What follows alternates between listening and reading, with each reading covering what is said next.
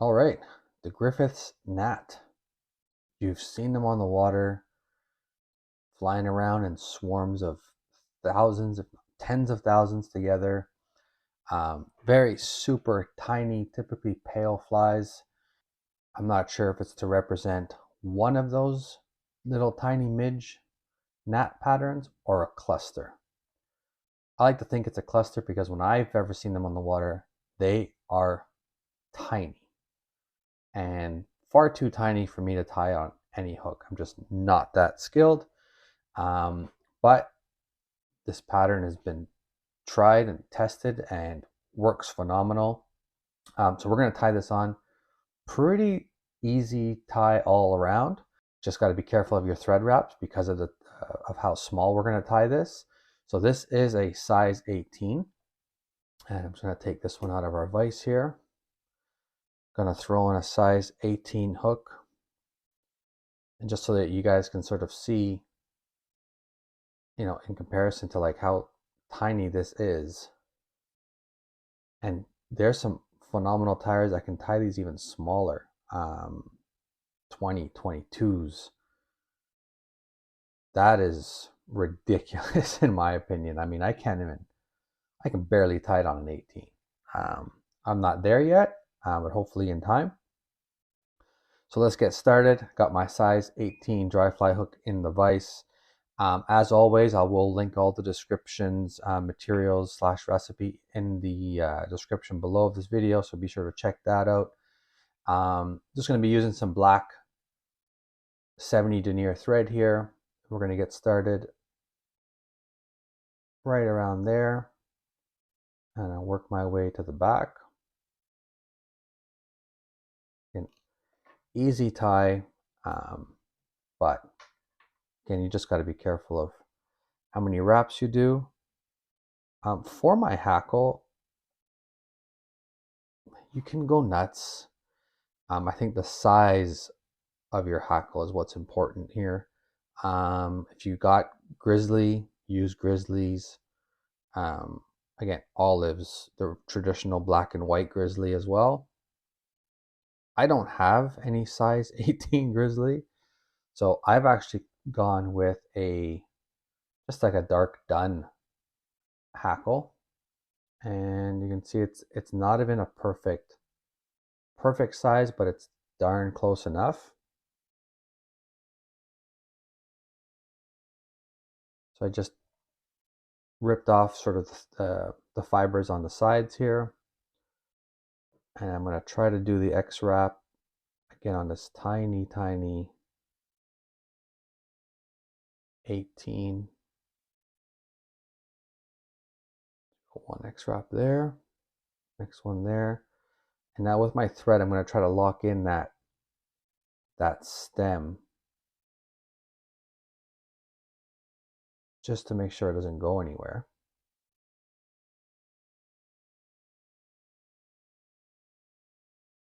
There we go. So I just captured that thread. Sorry, that stem.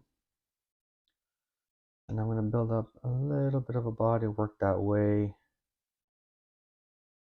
to the back now. Right up against that stem, I'm going to tie on some peacock. If you've watched any of my other videos, you know I love peacock. Now, like all peacock, there are different sizes. The strung peacock is not the greatest for this. I guess, again, it all depends on what you have. I'm probably overthinking it in what peacock to use, but you want short hairs. If you have peacock eyes, which is a traditional larger feather, I can grab one here and show you. That's actually like on a stem. The ones closer to the eye, where the eye would be with all those beautiful colors, these are usually the shorter fibers, and the ones closer to the thicker part of the stem have the longer fibers. Again, probably overthinking it, but go ahead and just use what you got. I'm going to be using some strung peacock that I had in that bunch. And I like to put 2 stems together because we're going to twist this up and just make it a little bit more durable. Always remember to never use the stems, so I just kind of rip that off.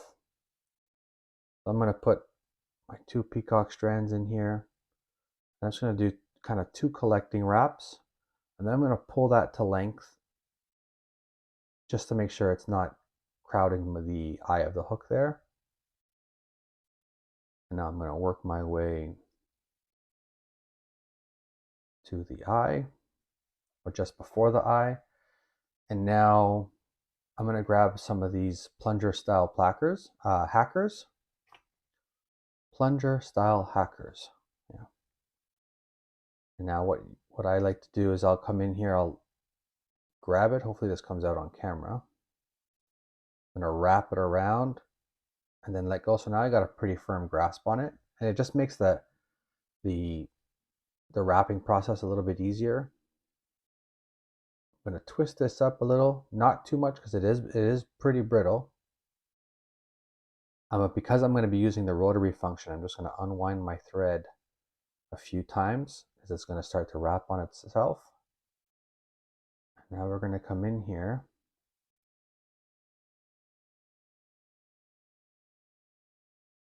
and get some nice touching wraps. Now remember, watch that hook point. That hook point will cut this peacock.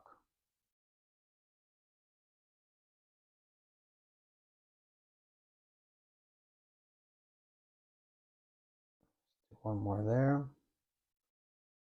I'm going to capture that.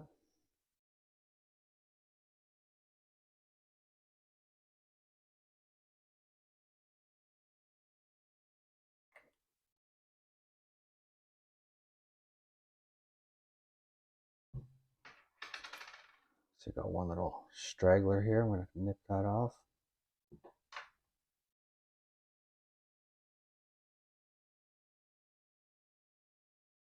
I've come into the eye of the hook here a little bit, so I'm just going to preen these back and bring my thread back to avoid it further.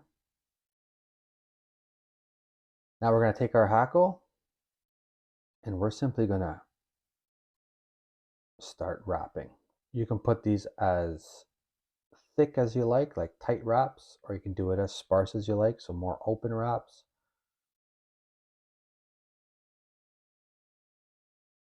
I kind of like it right in between.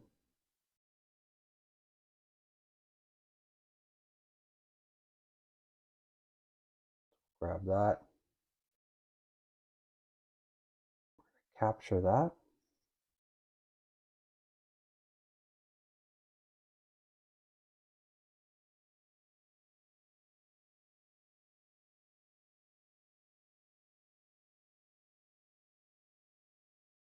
I just gave my thread a little bit of a tug there, just again to keep it nice and tight. Off my tag end, off that one that I got captured. Now we can just do a traditional whip finish.